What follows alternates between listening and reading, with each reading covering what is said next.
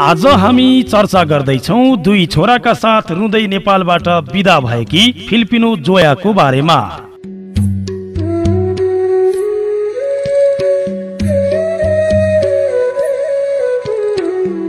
अंग्रेजीमा नेपाली मिसिएको आवाज मञ्चमा गुन्जन थालेपछि एकाएक सन्नाटा छायो। उनी आफ्ना दुःख र वेदना पोख्दै मन हल्का पार्दै थिइन्। कलकलाउँदो शरीर र हँसिली उनका आँखाबाट बरर आँसु खस्न थाले। मञ्चका अतिथि र उपस्थित दर्शकको मन पनि थामिएन।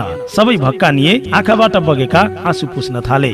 जुनी जुनीलाई माया गाँच्ने कसम खाएर चितवन रत्नगरका जीवन थापासँग बिहे गरेकी थिइन् फिलिपिनो नागरिक जोयालिन ग्रेस टेलेर्मो माइजारेसले। उनको छोटकरी नाम जोया हो। 4 वर्षको अन्तरालमै फाटो आउँछ भन्ने उनको मनले कति पनि चिताएको थिएन। भइदियो उल्टो। जोयाले श्रीमानको यातना बीच कष्ट गरी 2 छोरा जन्माइन्। श्रीमानबाट हेला भएपछि गाउँमा पछ्यौरामा चामल सापटी थापेर अनि दाउरा मागेर फाटेको कटेरोमा कष्टले रात गुजार्थिन्। अति हुन थालेपछि सहन सकिनन्। पहिले धेरै माया गर्छु भन्यो, पछि जाँड रक्सी लागु पदार्थमा फस्यो। धेरै कष्ट सहे। शुक्रबारको बिदाईका क्रममा मन कुड्याउँदै जोयाले भनिन्, 5 महिना अघि नाबालक 2 छोरा काखी च्यापेर उनी भौतारिँदै बालकुमारी कलेज अगाडिको सडकमा आइपुगिन्। नारायणगढको एक कन्सल्टेन्सीमा श्रीमानले काम गरेको छ भन्ने थाहा पाएर पैसा दिन्छ कि भन्ने आशमा आएकी थिइन् उनी। गाउँलेले उनको पीडा थाहा पाएर आदर्श गृहमा खबर गरेका थिए। त्यसपछि उनमा आशा पलायो।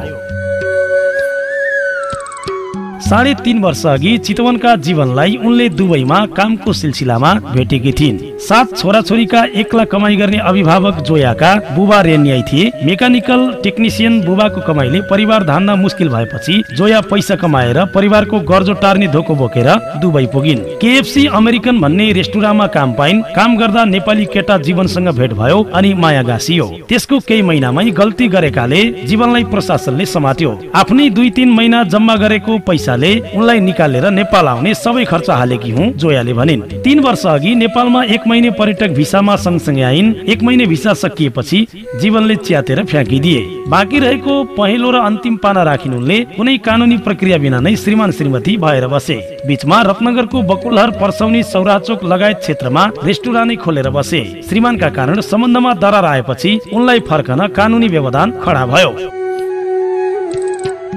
भिसा नभएपछि फर्कदा प्रहरीले समात्ने डर, श्रीमानको धाक धम्की कुटपिट यातना समेत सहिन्। श्रीमान जीवन बिस्तारै कुलतमा लागेका केही युवाको संगतमा वीरगञ्ज पुगे। दुर्व्यसनमा फसेपछि उनको जीवन थप पीडामा बित्न थाल्यो। भौतारिँदै हिँड्दा आदर्श गृह चितवनको सम्पर्कमा आइन्। गृहकै पहलमा स्थानीय प्रशासनको समन्वयमा उनलाई घर फर्काउन सफल भएको हो। छोरा अस्पतालमा जन्मेको आधारमा स्थानीय प्रशासनले कागजसम्म मिलाइदिएर उनी छोरा बोकेर घर फर्कन लागेकी हुन्। नेपाल सरकारलाई तिर्नुपर्ने 7 लाख रुपैयाँ फिलिपिनो सरकारले तिरेपछि उनी आफ्नो देश जान पाएकी हुन्। उनलाई उद्धार गरेर आफ्नै देश फिर्ता पठाइएकामा गाउँले समेत खुसी छन्। गाउँलेले जोयाबाट लिनुपर्ने सापटी समेत लिन मानेनन्। उता फिलिपिन्समा रहेका उनका परिवार छोरी जिउँदो रहेकोमा खुसी मनाइरहेका छन्। 2 वर्ष भयो परिवारसँग टुटेको। नेपाली राम्ररी बोल्न सिकेकी जोयाले भनिन्, भिडियो कल गर्दा आमा कराजनले साह्रै खुसी हुनुभयो। अब फिलिपिन्स गएर पैसा कमाउने अनि बच्चालाई पढाएर राम्रो बनाउने उनको सपना छ। पैसा कमाएपछि नेपाल घुम्न आउने बाचा समेत उनले गरेकी छिन्।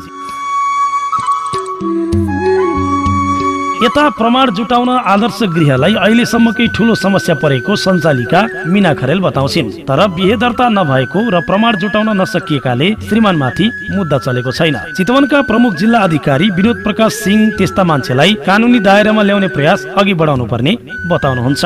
आदर्श गृहकी सञ्चालिका खरेलले वैधानिक हैसियत बनाएर फिलिपिन्स फर्काउन सफल भएकोमा खुसी व्यक्त गरिन्। नेपालकै नमुना घटना हो। खरेलले भनिन्, यसबाट नेपाल र नेपालीले जस पाएको छ।